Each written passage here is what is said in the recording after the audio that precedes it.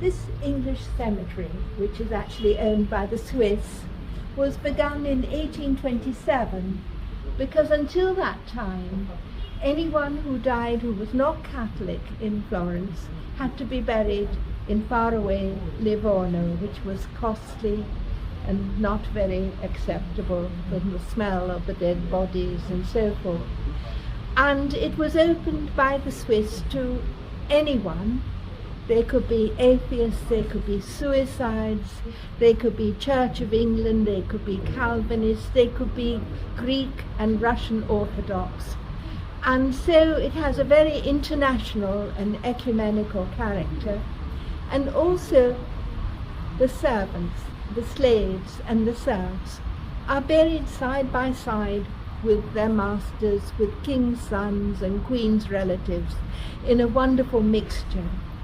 And the people buried here can be poets, can be artists, can be those who are working against slavery and also working against children having to be employed in mines and factories without proper schooling or the right to grow and play as children normally should.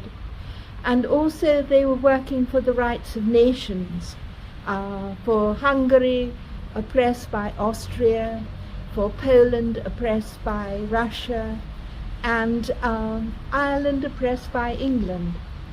There was a time of famine and climate change with the terrible volcanic eruption in Indonesia, which caused Mary Shelley, for instance, to write Frankenstein.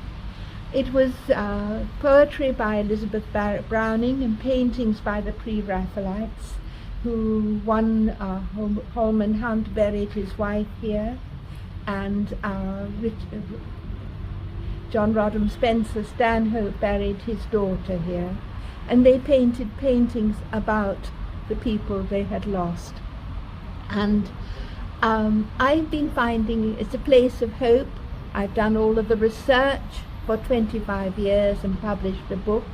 We've numbered all the tombs and put the numbers also on the maps and with the entries in the book, so you can do a virtual tour of the cemetery and find all of these people again and bring them back to life with their stories.